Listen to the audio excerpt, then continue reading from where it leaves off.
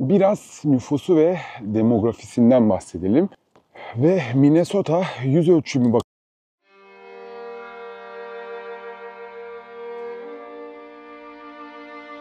soğukların efendisi, Kanada sınırının dostu ve göllerin şehri olan Minnesota'dan herkese merhabalar arkadaşlar. Kanalıma hoş geldiniz. Gördüğünüz gibi eldivenim var, botum var, şapkam var, gözlüğüm var. Çünkü soğuk suratımı yakıyor. Korumalıyım şu anda. Gerçekten çok soğuk. Eksi 20 derecede bir havadayız. Sizinle Minnesota'yı başından sonuna kadar konuşuyor olacağız. Meslekleri, ev fiyatlarını, burada bir gün geçireceğiz birlikte. Farklı videolarla birkaç hafta size Minnesota'yı tanıtıyor olacağım. Fakat bugün size şöyle bir şey yapmak istiyorum. Minnesota nedir? Nerede bulunur? Yaşam şartları, ekonomisi, güvenliği ve daha fazlası hakkında tüm detayları videoda bulacaksınız. Ayrıca sizi bugün George Floyd olayının yaşandığı bölgeye götüreceğim. Orada birkaç bilgi vermek istiyorum. Orayı göstermek istiyorum. Hazırsanız bu güzel eyaleti gelin birlikte inceleyelim. Minnesota arkadaşlar Amerika Birleşik Devletleri'nin kuzeyinde yer alır ve doğrudan Kanada ile videonun başında söylediğim gibi sınır komşusudur. Ayrıca doğusunda Superior Gölü bulunur ve bu da eyalete gerçekten harika bir hava katıyor. Ve Minnesota yüz ölçümü bakımından Amerika'nın en büyük 12. eyaleti ve tüm yüzeyi %8 oranında göllerle kaplı. Videonun başında da söylediğim gibi tamamen göller şehri Minnesota arkadaşlar. Bu göller yalnızca doğa güzellikleri sunmaz. Aynı zamanda eyaletin ekonomisine, turizmine de, balıkçılık ve spor faaliyetlerine de oldukça katkı sağlar. Burada bir göl var. Yıllık 5 milyon turist çekiyor. Gerçekten buranın ekonomisini göller iyi bir katkıda bulunuyor. Bunu bahsetmezsem Minnesota'dan tam anlamıyla bahsetmiş olmam. Amerika Birleşik Devletleri'nin en uzun nehirlerinden biri olan ve efsanelere, filmlere konu olan Mississippi Nehri de bu eyaletten doğuyor arkadaşlar. Başlangıç noktası burası. Bildiğiniz üzere birçok efsaneyi ve hikayeyi de ev sahipliği yapıyor.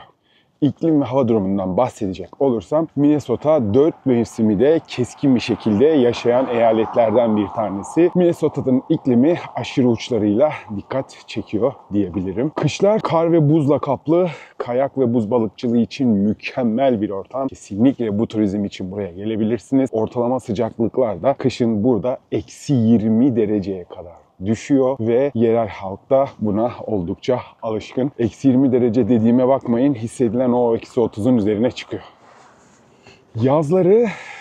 Yazları ise muhteşem sıcaklıklarla geçiyor. 25-30 derece arasında ve sonsuz açık hava etkinlikleri var bu eyalette yazın. Gelip bunların sonuna kadar tadını çıkarabilirsiniz. Yaz aylarında düzenlenen State Fair, eyalet fuarı Amerika Birleşik Devletleri'nin en büyüğüdür ve yüz binlerce ziyaretçiyi de buraya doğru çeker. Biraz nüfusu ve demografisinden bahsedelim. Bu arada arkamdaki evleri görüyorsunuz. Ne kadar güzel, filmlerdeki gibi aynı. Toplam nüfusu Minnesota'nın 5,7 milyon ve burada şehir kırsal bölge arasında dengeyi de olabildiğince korumaya çalışıyorlar. Twin Cities yani Minneapolis ve St. Paul metro bölgesi olup nüfusun yarısından fazlasını oluşturuyor. Eyaletin kırsal kesimleri ise doğa ve sakin yaşamı sunuyor size. Twin Cities dersem aklınıza Minneapolis ve St. Paul gelsin arkadaşlar. Bunlar birbirine bakıyorlar, ikiz kardeşler gibi. Evet, biraz demografisinden bahsedelim şimdi. Minnesota, Amerika Birleşik Devletleri'nin en çeşitli eyaletlerinden biridir. Özellikle burada Somali, Hmong ve Meksika kökenli toplulukların etkisi eyaletin kültürel zenginliğine de oldukça fazla katkıda bulunuyor. Somaliler burada gerçekten çok etkin. Devletteler, yönetimdeler. Yani diğer Asya toplulukları evet tabii ki de çok var ama Somaliler özellikle Minnesota'da siyasi, politika anlamında da gerçekten aktif bir şekilde yaşamlarını sürdürüyorlar.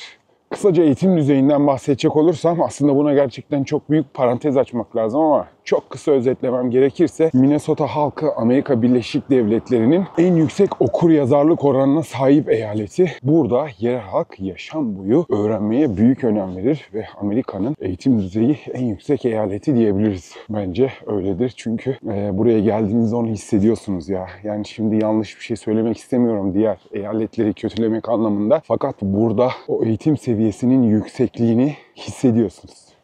Yaşam kurmak isteyenler için, özellikle yaşamını burada kurmak isteyenler için çok kısa bir şekilde ekonomi ve iş fırsatlarından bahsetmek istiyorum. Minnesota güçlü bir ekonomik tabana sahip. Minnesota, Amerika Birleşik Devletleri'nin en çeşitli ekonomilerinden birine sahiptir. Başlıca sektörler sağlık, turizm, teknoloji ve inovasyon. Burada gerçekten ekonomik anlamda önemli bir katkıya sahip. Mayo Clinic gibi dünyaca ünlü bir kuruma ev sahipliği yapıyor en başta. Mısır ve soya fasulyesi üretiminde Amerika Birleşik Devletleri'nde lider bir yer. Ayrıca süt ürünleri, peynir ve balıkçılık anlamında da sektör ekonomisinin önemli bir parçasıdır Amerika Birleşik Devletleri'nde. Ve 3M yani Post-it gibi ürünlerin üreticisi. Ayrıca burası küçük işletmelerinde desteklendiği güzel, önemli eyaletlerden bir tanesi. Yerel işletmeler eyalet ekonomisinde can damarıdır. Minnesota, Minneapolis, Twin Cities bu konuda çok büyük bir dikkatte ve bu konuya önem gösteriyor.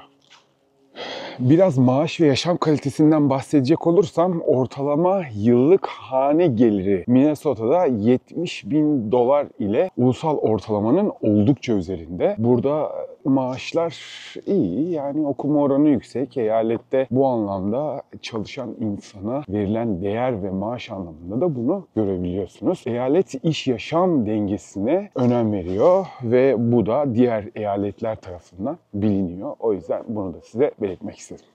Ve Minnesota'da sağlık ve eğitimden bahsetmek istiyorum çok kısa bir şekilde. Sağlık anlamında yalnızca Mayo Clinic değil, tüm sağlık sistemiyle de Minnesota aslında Amerika'da dikkat çeken eyaletlerden bir tanesi. Burada hastalara yönelik tedavi ve bakım modelleri dünyaya örnek olacak şekilde iyi bir seviyededir. Ayrıca eyalet spor ve sağlıklı yaşam etkinliklerini düzenleyerek ve destekleyerek sağlıklı bir yaşama da önemli bir katkıda bulunuyor. Bu gerçekten burada benim sevdiğim, hoşuma giden özelliklerinden bir tanesi Minnesota'nın. Eğitim anlamında ise Minnesota kamu okul sistemi Amerika Birleşik Devletleri'nin en iyi sistemlerinden bir tanesi ve özellikle bilim, mühendislik ve biyoteknoloji anlamında güçlü bir ekonomik altyapıya da sahiptir. Bunu da kısaca bahsettim. Fakat bunlardan ben size ilerleyen videolarda gerçekten detaylı bir şekilde bahsedeceğim. Şu anda sadece böyle hafif bir şekilde Minnesota'nın ne olduğundan ve nasıl bir eyalet olduğundan size bahsetmek istiyorum. Güvenlik ve yaşam kalitesi bakımından suç oranı Minnesota Amerika Birleşik Devletleri ortalamasına göre daha düşük bir suç oranına sahip. Yaşam kalitesinden bahsedecek olursam temiz hava gördüğünüz gibi çok güzel. Oksijen bol var burada çünkü çok yeşil bir eyalet. Geniş parklar ve göller Minnesota'yı yaşamak için çok ideal bir ortam haline getiriyor. Gerçekten bu anlamda burası yaşanabilecek güzel eyaletlerden. Soğuğu seversiniz. O kadar soğuk ki konuşamıyorum.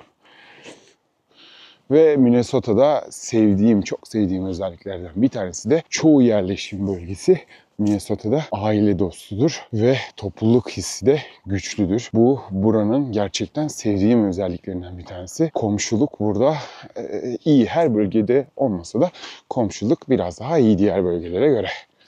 Ve ayrıca Minnesota Nice diye yazılıyor. Dostça bilinen davranış kültürü burayı diğer eyaletlerden de ayıran özelliklerinden bir tanesi. Doğa ve açık hava etkinliklerinden bahsedecek olursak, videonun başında da bahsettiğim gibi göllerin şehri demiştim. Burası 10.000 göller cenneti. Yani 10.000'den fazla göl var. Yaz aylarında kano, yelken ve balıkçılık buranın gerçekten başlıca turistik atraksiyonlarından biri oluyor. Seven bir insansanız bu tarz etkinlikleri, burası gerçekten sizin için iyi bir yer olabilir. Ve kışın burası gerçekten harikalar diyarına dönüyor. Kayak, kar ayakkabılarıyla yürüyüş ve buz balıkçılığını seviyorsanız kışın burası sizin için gerçekten çok güzel bir yer olabilir. Ve buranın Duluth şehri, yanlış hatırlamıyorsam, kış sporlarıyla çok ünlü bir yer. Orayı da araştırmanızı tavsiye ederim eğer kış sporlarını seviyorsanız.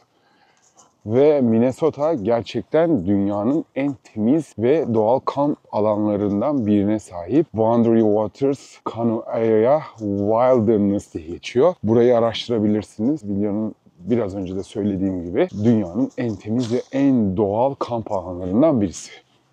Konut ve yaşam maliyetlerinden size ayrı bir video yapacağım. Bölge bölge açıklayacağım kesinlikle. Kısaca sadece bahsetmem gerekirse Minneapolis ve St. Paul büyük şehirlerinde fiyatlar yüksektir. Ortalama ev fiyatları da yaklaşık 350 bin Amerikan doları civarında. Ancak kırsal bölgelerde fiyatlar biraz daha uygun. Yani çok daha uygun hatta. Kirada yıllık olarak 1200 Amerikan doları olarak belirtiliyor. Fakat bölgeden bölgeye değişiklik gösteriyor. Ben size ayrı bir video hazırlayacağım ve o videoda bölgeleri ayırarak kondo, apartman ve ev fiyatlarını, kiralık fiyatları, satılık fiyatları, burada emlak piyasasını kesinlikle açıklayacağım.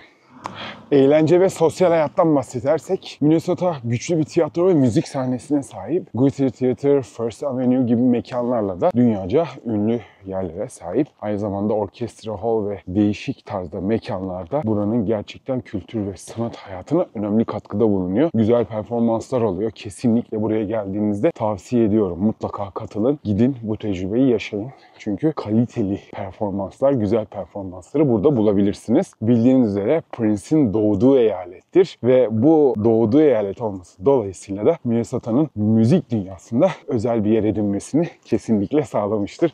Bunu bence fazla yorumlamaya gerek bile yok. Yemek kültürü burada gerçekten oldukça çeşitli. Valeye balığı, hot dish ve Juicy Lucy gibi burgerleri mutlaka burada denemenizi tavsiye ediyorum. Minnesota halkı hokeyi sadece bir spor olarak görmüyor, bir yaşam tarzı olarak görüyor. Özellikle lise hokey maçları büyük bir ilgiyle takip ediliyor. Burada gerçekten tam bir hokey çılgınlığı var diyebilirim. Eğer kanalımda giderseniz görürsünüz, dünyanın en büyük alışveriş merkezlerinden bir tanesi ve Amerika'nın en büyük alışveriş merkezi olan Mall of America'da burada. Ve burası sevdiğim özelliklerinden biri, doğayla sanatın birleştiği en önemli eyaletlerden bir tanesi. Evet, şimdi hazırsanız sizi George Floyd olayının yaşandığı yere götüreceğim. Oraları çok kısa bir göstereceğim. Buraya gelince oraya da bir gitmek istedim. Size de göstermek istedim. Çok farklı bir yaşam, çok farklı bir alan. Bu gördüğünüz arkamdaki background'dan çıkıp başka bir yere gideceğiz kesinlikle. Oraya gittiğinizde o alanı, gerçekten yaşananları hissedebiliyorsunuz.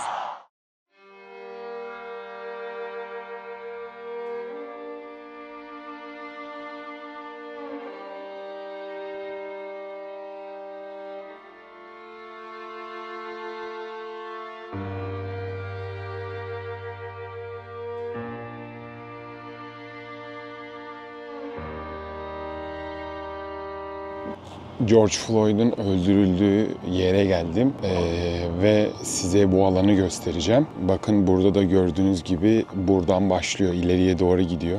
Black Lives Matter'ın sembolü. O olan olaylar işte bu taraflarda oldu. Hemen şu ileride. Zor zamanlar, üzücü zamanlar. Çok insan için gerçekten burada çok zor zamanlar oldu. İnternetten, televizyondan izledik. Yaşanmasını hiç kimsenin istemediği çok kötü olaylar. Ben de şu anda gelip saygı göstermek istedim. Hem de size bu alanı göstermek istedim. Gördüğünüz gibi dükkanlar kapalı. Çoğu yenilenmeden duruyor. Hala o zamandaki olaylar yaşandığında olduğu gibi dükkanlar da kapandı ve aynı şekilde tamir edilmiyor. Ve burası orası işte. George Floyd'un vefat ettiği yer burası. Gördüğünüz gibi çiçekler, saygı göstermek için herkes buraya çiçek bırakmış, çiçek dikmişler. Burada işte arkadaşlar bu şekilde neredeyse yaşam bu alanda durmuş. Resmi var gördüğünüz gibi şurada ve insanlar buraya gelip saygılarını gösterip dualarını edip George Floyd'u anıyorlar. Bakın buradan yol geçmiyor. Trafik kapalı bu şekilde ve etrafta o kadar sessiz ki hiç müzik çalmıyor, hiç ses yok. Gördüğünüz gibi Black Lives Matter'ın simgesi ve bu şekilde zor, üzücü zamanlar. Gerçekten burada o ağırlığı hissediyorsunuz. Umarım bir daha yaşanmaz. Ben de size göstermek istedim. Bu olaylar yaşanırken biliyorsunuz çok zararlar oldu yapılara. Hatta bir tane şöyle bir şey var. Bir Hint restoranı var burada bir yerde. Orayı yaktılar. Bayağı zarar verildi restorana. Restoranın sahibi de televizyonda dedi ki hiçbir sorun yok. Gayet iyi anlıyorum insanların öfkesini, sinirini, insanlara bunca zaman yapılan kötü davranışları anlıyorum. İnsanlar da tepkilerini gösteriyor. Restoranıma gelen zararın hiçbir önemi yok. Ben herkesi anlıyorum diye çok gerçekten büyük kalplilik göstererek böyle bir açıklama yaptı. Burası çok değişik bir yer. Hissediyorsunuz geldiğinizde o havayı. Ben de size göstermek istedim.